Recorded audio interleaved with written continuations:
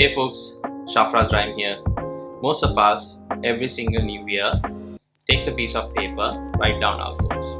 Maybe it's to get fit, be healthy, to get that next promotion, or to build a house, and so on and so forth.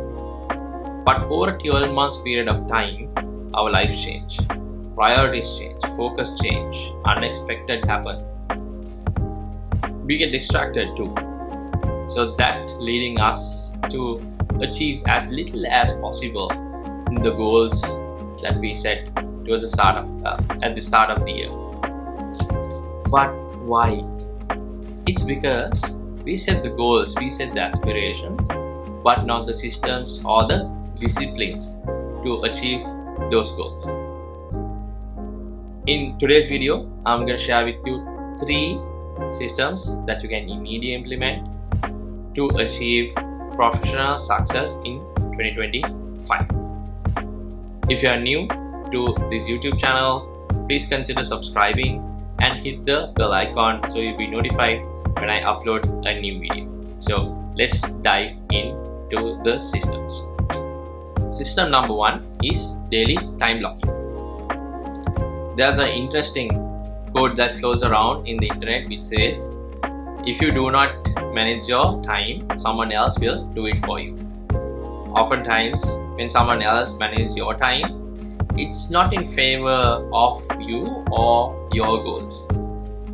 So personally, I prefer something that I can manage by myself for the professional growth and the success, and to organize my days. So the method that I use is time blocking. So time blocking is a great way to organize your days and to be intentional about your goals. Time blocking is a time management methodology that helps you to divide the days into smaller chunks of blocks, and each block represents a task or a group of tasks. If you're a notebook guy like me, you can divide the day into blocks of 60 minutes and assign what you are going to do in each block. I've added both my personal and professional time blocks, and it's completely up to you if you want to have them separate or together. One thing that we need to keep in mind is that not every day goes smoothly. Sometimes some of the tasks might need extra timing, or maybe we get distracted, or maybe there's a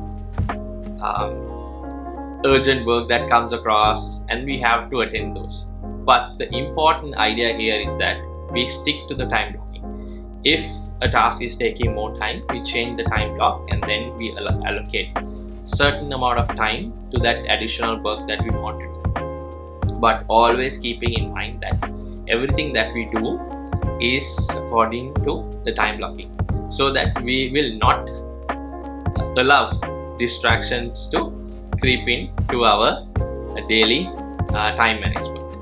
And time blocking actually helps you to be intentional about how you manage your time on a daily basis, so that ultimately that will help you to achieve your goals. It will be difficult at the start of this process because you would feel, oh my god, what am I doing with this time blocking time management methodology? And it takes about 3 to 4 weeks for you to get yourself adjusted to this system, and also to see how you are progressing towards your goals. After 1 month's time, when you're evaluating your time blocking results, or maybe how much of work that you have got done using this methodology, you would see how much of an impact, how much closer that you have got to achieving your goals. There will be lots of other time management methodologies, and I would love to hear what's your favorite time management methodology that you are using. So leave a comment below what is the time management methodology that you are using for your personal and the professional life growth. Step number 2, set up weekly, monthly or quarterly cadences with your key stakeholders.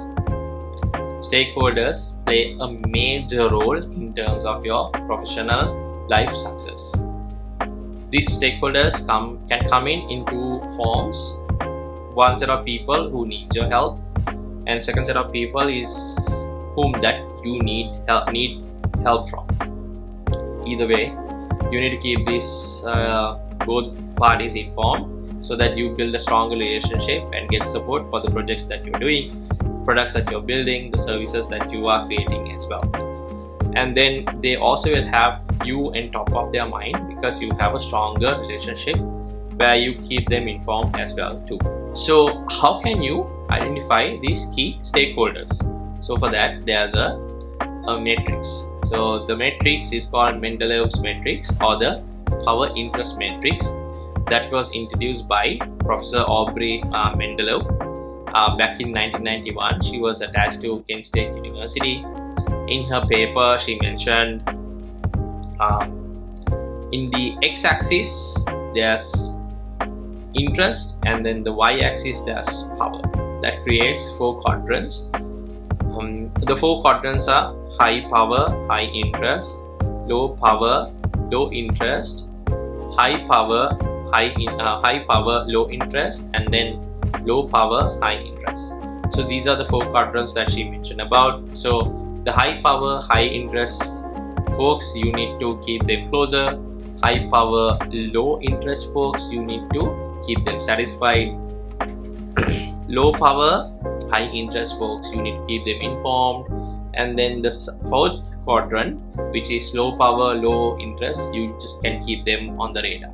Power can be the authority of decision making, the funding capabilities, or maybe even ability to help you move the needle. Can be some of the things that you can look at when you define power. So depending on your projects, depending on your company, you can define what power means for you. In my personal opinion, I would say you need to focus on high power, high interest folks, and then the low power, low interest folks, because there's interest in the work that you're doing. That means in some point they also share a goal or a plan similar to what you have. So that's where the overlap happens, so that they have shown interest to invest or to be a part of as a stakeholder. So these are the folks I would recommend to be closer, to show and build stronger relationships with. When there's interest, that's a match made in heaven. When there's no interest, that's going to be a tough position for you to be in, because you will have to climb mountains, you'll have to do lots of explanations to do that buy-in. Sometimes it's worth it, sometimes it's not. So you can think about, according to the situation that you are in, whether someone is worth it to be persuaded and to get the interest from, or you just move ahead with folks that there's interest already. An important part when it comes to people or the key stakeholders that you're working with is that you need to start of the year have your alignments in place, because ultimately what you don't want to happen is that scope creeping and then stakeholders trying to dictate the work that you're doing. So make sure that you are pretty aligned on the agreements that you have. And finally, reviewing weekly, monthly or quarterly by putting down some time in your calendar is really important. And I would recommend for high power, high interest folks on a weekly basis, and for low power, high interest folks on a bi-weekly basis. So this is my recommendation when it comes to managing your key stakeholders. So let me know if you have any other opinions. Let me know in the comment section. So that's system number 2. System 3 is one of my personal favorites. It's about maintaining a commonplace notebook to capture professional ideas, thoughts and learnings. So past 2 to 3 years, Commonplace Notebooks have started to gain momentum or popularity because people wanted digital alternatives, distraction free when it comes to taking down notes. So YouTubers like Parker Setticase, Gerard Henderson, have done in-depth videos explaining about what these Commonplace notebooks are. So I'll link those in the description for you to go and check those out. So what are these Commonplace notebooks? So Commonplace notebooks are journals or notebooks that you use to capture information, organize them in a way that you will be able to reference in the future and then to reflect upon. So Commonplace notebooks is not something new. People like Bill Gates, Marcus Aurelius, Leonardo da Vinci, Mark Twain, they have been using Commonplace notebooks to capture quotes, ideas, thoughts, and then how they've been feeling as well in these Commonplace notebooks for a very long time. I also use Commonplace notebooks, and I personally prefer Midori notebooks, which is a Japanese product. The paper is so good. When you write on those, you feel like that you want to write even more, and you want to write often as well. So Midori notebooks, they are known for their high quality fountain pen friendly paper that allows for smooth writing with minimal bleeding through, a simple and minimalist design aesthetic, and the ability to customize with covers and inserts for a good price point. Doesn't matter which notebook that you're using, whether it's a paper book or maybe a digital book that you're using to take down notes, doesn't matter. The big idea here is that on a continuous basis, taking down ideas, taking down notes into some type of a storage. I would say these Commonplace notebooks are storages where you take from your working memory and put down into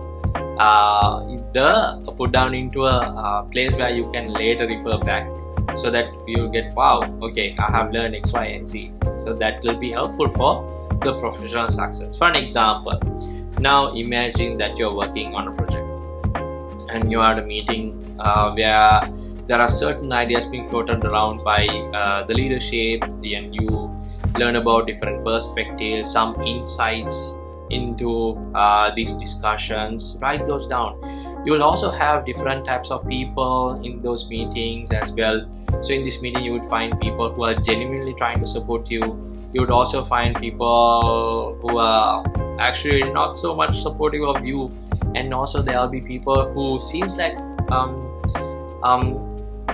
willing to help you out, but actually they are not. So take those down. Let your future self know what type of learnings, what type of people that you have met during these project meetings, etc. But that's just one scenario, but there can be multiple scenarios that you will be able to sort of capture. For another example is that now you are traveling.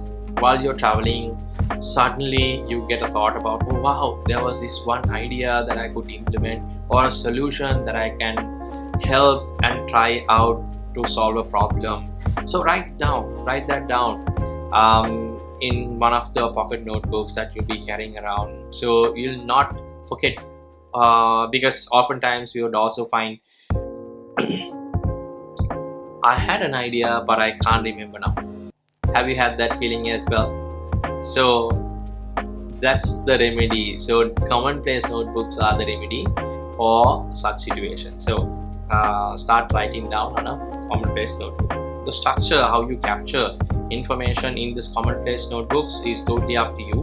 Some people, they like to write down paragraphs. Some people, they like to do bullet points. Some people, they like to do 1-2 liners. It's totally up to you how you want to capture this information. The important part here is that make sure that you bring in the most insightful thoughts, most insightful sort of information into this capturing, because when you refer back, maybe on a quarterly, maybe on a monthly basis, these notes, you should be able to quickly grasp what was the thought that you had in your mind. So remember, quality stuff in, quality stuff out. Garbage in, that's going to be garbage out. Those are the 3 systems that I want to share with you. Comment below if you have any other systems that you have in place that you'll be using for the professional success in 2025. And as a final thought that I want to mention is that we'll have goals, we'll have systems in place. There's always room for unexpected things that can happen, things that are unforeseen that can happen in life. So always remember to be kind to yourself, because ultimately at the end of the day we all are humans.